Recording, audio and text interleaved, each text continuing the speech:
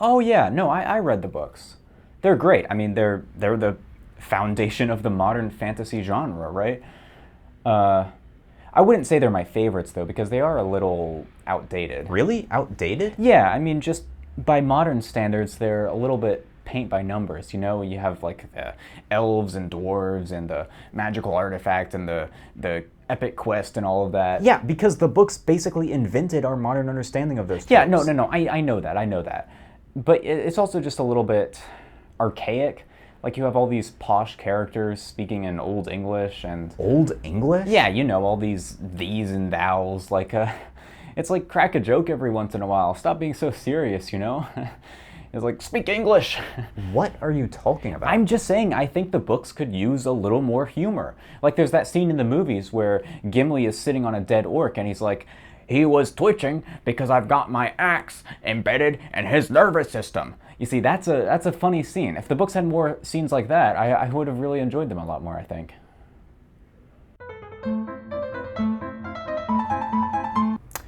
Hey, have you ever read The Wheel of Time? Ugh. The Wheel of Time? More like The Waste of Time. I take it you're not a fan then? It's just a cheap Tolkien ripoff. Everyone knows that. I mean, not really. The first book has a lot of obvious similarities to Fellowship, sure, but the rest of the series is very different. It's a book about a bunch of characters going on quests in a vaguely medieval European setting. How could it possibly get any more similar to Tolkien? Okay, maybe you should try reading some fantasy set in a different type of setting then. A lot of people really like the Poppy War. The Poppy War, please. More like the Poppy Boar. Have you even read it? Are you seriously telling me you think the Poppy War is better than Lord of the Rings? I'm not saying it's better, I just thought you might want to break things up a little bit.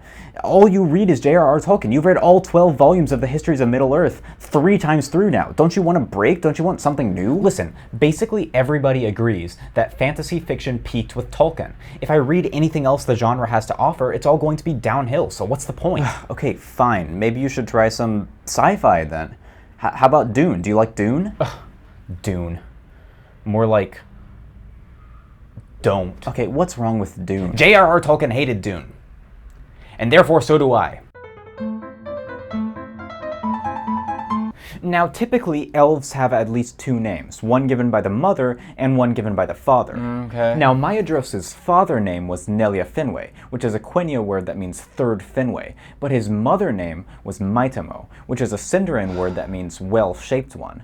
Bit of a weird name for a mother to give her newborn child, but maybe that's just me. I don't know. Yeah, no, that definitely does sound a little weird, sure. But his friends gave him the name Rusandal, which derives from Rusa meaning red-haired.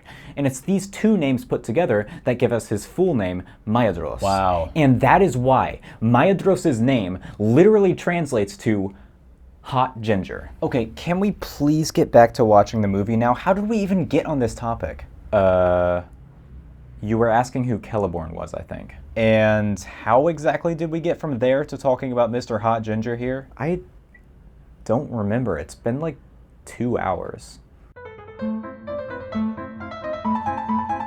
This whole Helm's Deep scene is so ridiculous. Are you kidding me? It's like one of the greatest battle scenes in the history of cinema. I mean, sure, it looks nice, but the logistics make no sense. Isengard is 120 miles away from Helm's Deep, and yet an army of tens of thousands of orcs leaving Isengard at around midday arrive at Helm's Deep by nightfall. How is that possible? Well, maybe the geography is different in the movie than in the book. No, but they literally show the exact same map. And not to mention, Haldir is somehow able to mobilize his entire army from Lorien and still get to Helm's Deep faster than the Uruk-hai, even though Lorien is like so much farther from Helm's Deep than Isengard is that it's not even funny. Armies do not move like that. I really think you'd enjoy this more if you just like didn't think about it so much. And then we have this ridiculous scene where Aragorn is trying to convince Theoden to call for help from Gondor, even though we see in the next movie that Gondor is like at least a week away. Why does he expect Gondor to be able to send them aid by that night?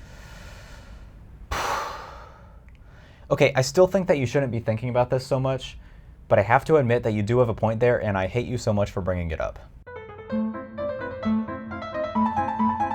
You know, why can't more men be like Aragorn? Not this again, dude. Like, every day, really? He's like the perfect representation of like what masculinity would look like in a healthy society, or like what I wish masculinity could be like. Because like his combination of strength and gentility, because obviously he's a noble, like he's a king, right? And I love that. but at the same time, he's like so like understanding and empathetic, and he's like, not only is he the perfect king, but the perfect man. Okay, but he's a fictional character.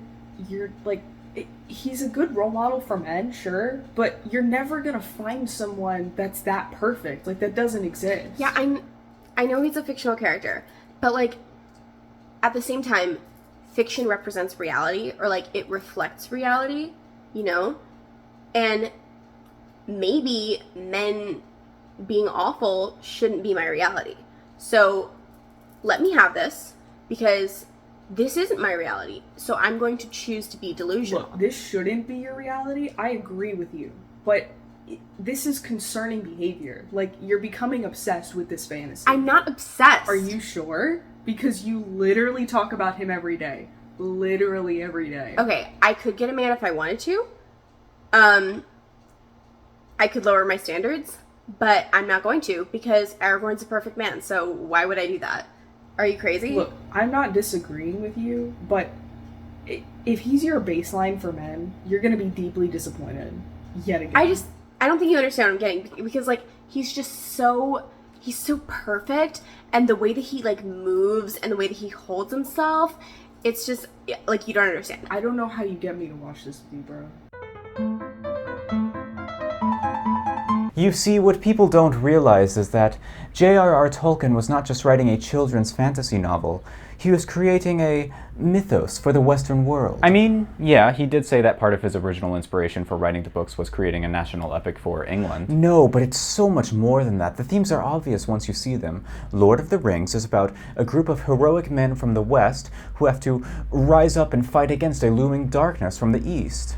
Oh, boy. And it is within this context that J.R.R. Tolkien portrays men as the heroic warriors that they used to be, back in a time before masculinity had been castrated by modern liberal woke propaganda. That's not even a little bit accurate. Did you even read the books? What? No, I'm not going to read books. Do I look like a girl? I say, old chap, do you fancy heading down to the Eagle and Child for a glass of brandy and to discuss how the themes of Augustinian philosophy and J.R.R. Tolkien's Lord of the Rings compare to C.S. Lewis's depiction of the Tao in his seminal series of essays, The Abolition of Man? I don't even want to make fun of this type of person because I think they're genuinely pretty cool.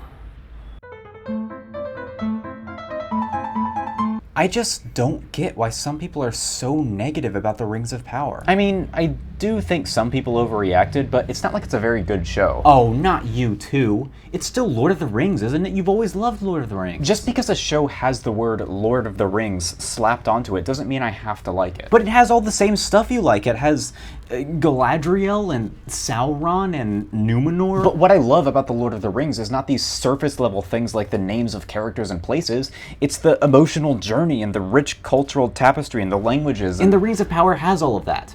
It's basically the same thing. It's not, though. It's not the same thing. But it is. It's basically the same thing.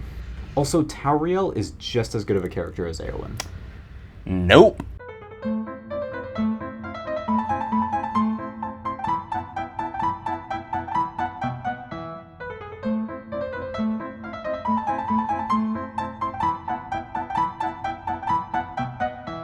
You understand what I mean, right?